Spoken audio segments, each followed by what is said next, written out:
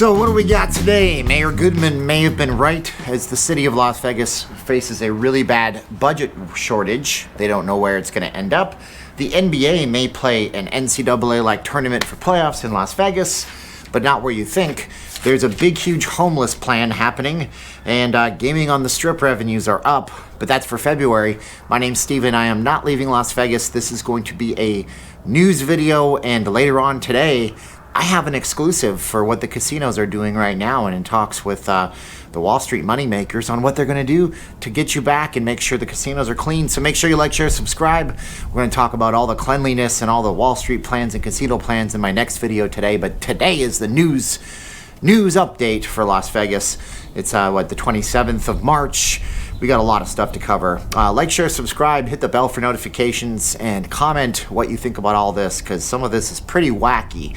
So what do you want to talk about first? We're going to get to everything. Let's talk about how Mayor Goodman, who screamed bloody murder, she was really upset. She was like, look, you can't close the casinos for 30 days, Mr. Sisolak. What are you doing? Won't somebody please think of the children? Anyways, Scott Adams, who's the city manager for the city of Las Vegas, came out and he said that they are looking at possibly $100 million shortfall for taxes in Las Vegas because of the shutdown. And the city won't even know anything until 2 months because the city doesn't get their money from the state until 2 months after the state gets their money. So right now we're in March. We don't know anything until, April, May, June. And the last time this happened was in 2008, and that's what happened. And the city in a single day laid off 200 people in one fell swoop back in 2008. Can't snap my fingers, I've said that before. Now, what this means is that we're going to have fallout from this whole thing happening into the summertime. Different businesses are being impacted. When I say Carolyn Goodman might have been right, and I took her to task a few times saying we need all the state and local and federal levels of the government to be kind of like in cohesion and giving a unified message, I didn't think about her perspective. So to play devil's advocate, she should have maybe said something to the effect of, in 2008 when we lost all of our money and the casinos weren't even fully closed, we had to lay off 200 people in a single day because of budgetary shortfalls. That might have made a lot more sense than just getting up in the city council meeting and going rabble rabble. But that is a really good point that I don't think anybody really thought of. And so when the city came out just yesterday on a web, because nothing's in person anymore, it's all web. I can't buy a decent webcam because everybody's commuting from home. But when he came out and said online in an online video yesterday, in a video interview, we could be facing 100 million. We don't know. It's because these businesses are now closing. Businesses that pay tax revenue to the city or to the state, and then all that gets recycled back in. So all those things that have closed, restaurants that might be closed entirely because they don't do curbside pickup or whatnot, smaller businesses that are not essential businesses like nail salons, places of that effect, those places aren't paying their taxes right now, and so those taxes aren't going to the state or the city, so we might be facing a big, huge budgetary shortfall. So we'll have to see in a few months where that puts things. And if there are big layoffs, yes, we'll tell you about it. I will bring the news to you as impartial as I can.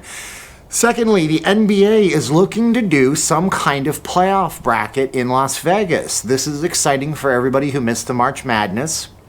And this is what the NBA's preliminary, we're thinking about it, we're batting around plans are. Go to the Thomas & Mack Center and the Cox Pavilion. This is where they do the Summer League games, and it's already set up to do these kinds of games. And do some kind of a playoff bracket there. Of course, they're not necessarily talking about holding the finals in Las Vegas. Obviously, those would hopefully go back to their host cities. So if the Toronto Raptors were playing in the finals, being a Canadian, I can always hope, right? They're pretty good this year, aren't they? I don't pay a lot of attention to basketball. If they were playing the LA Lakers in the finals, East versus West, we would hopefully see those two home cities host their teams. But hey, why not bring everybody to Las Vegas at a neutral site so we can play these games? Because I think what they're doing here, I think the logic here is simple, and they haven't said it, but when the president talks about reopening the country, somebody from New York reached out to me and said, they're talking about reopening the country and New York is so chaotic. Now, they were actually specifically talking about some places where there's less of this problem could possibly reopen. So the problem would be, what if a team from New York was playing in the playoffs? You don't want to host games in those cities. They are also talking about doing some of these playoff games, if they have them in other cities, in front of no crowds, which would be a pain, but at least people would be able to see one of their favorite sports. If you're watching this from Canada or other places, the NBA is a giant indoor sports league. People love it. It gets great TV ratings every single year, and they put on a really good show on television broadcast. So that would at least bring people back to one of their favorite sports. So we'll see if that happens, and we'll give you details as we go. Next of all, we got the homeless thing in Las Vegas. Oh my goodness. So this is an issue. It's really loaded. This will be the majority of this video right now. So city manager Scott Adams was again talking about what are we going to do about the homeless population in Las Vegas.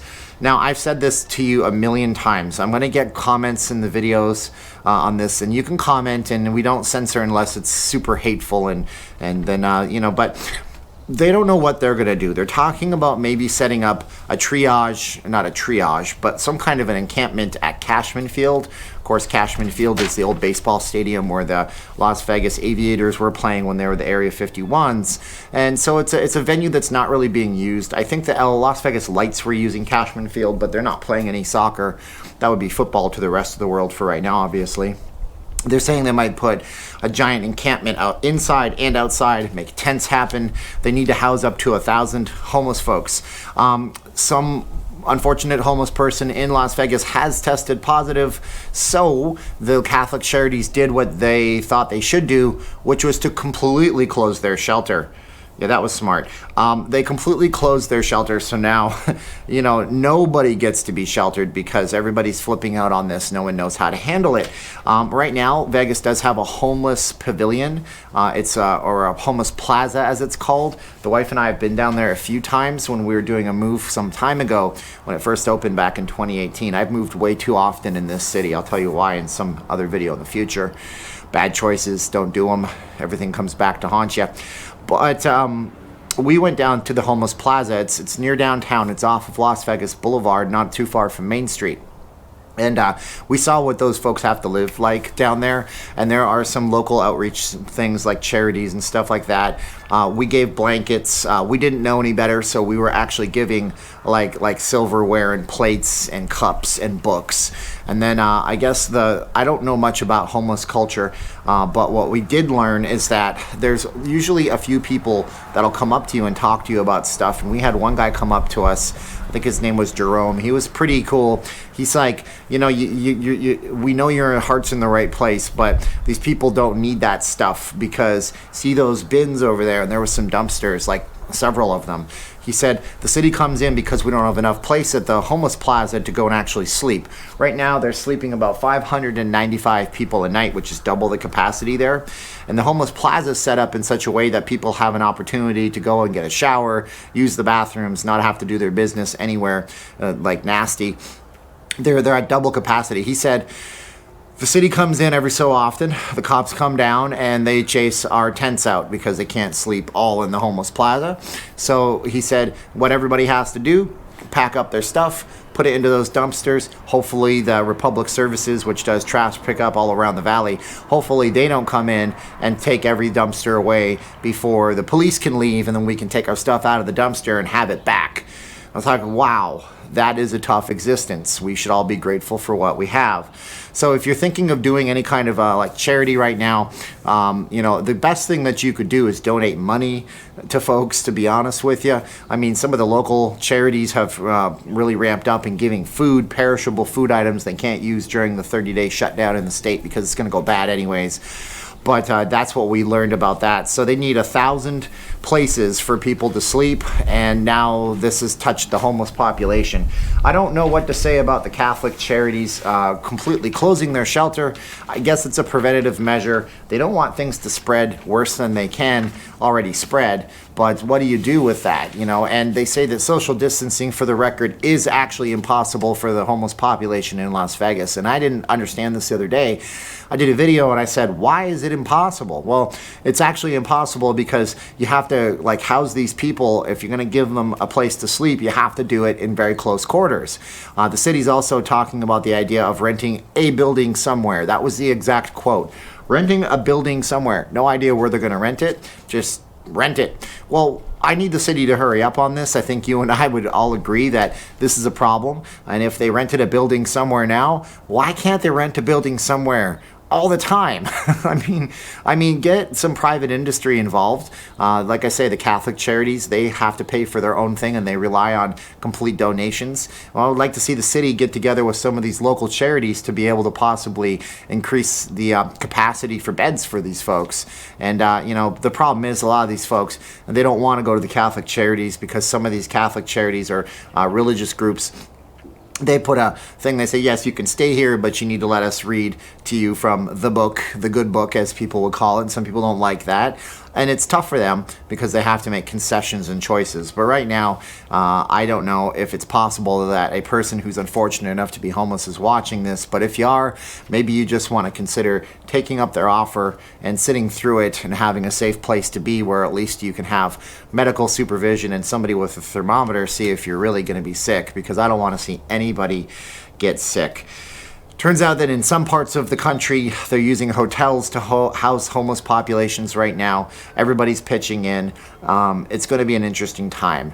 So that's what we got for the news today. I don't know what your opinion is on the homeless folks. I want to know your opinion on the basketball tournament being here in Las Vegas. And do you think we were a little bit hard on Mayor Carolyn Goodman? I might have said Oscar Goodman during this. It's just that he was the eponymous mayor for such a long time in Las Vegas that it's easy to say his name instead of his wife's. That's my video for today. Like, share, subscribe the video if you guys liked what you saw. If you want to be in the credits, hit the Patreon link and you guys can do that for $1. And for $5, you get to see what I really think on my private videos that I can't host up here on YouTube because YouTube would hurt my channel. They would literally just damage my channel and give me strikes for content, and eventually I wouldn't be able to talk to you about this kind of news where we keep it nice and clean and family friendly.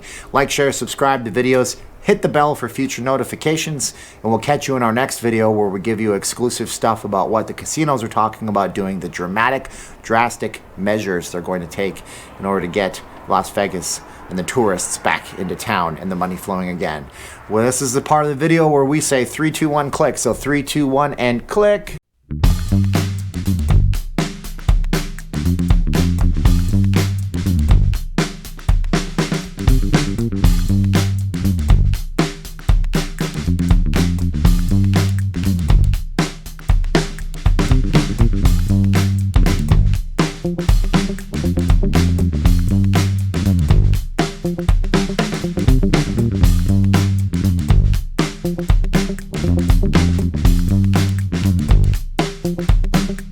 Thank you.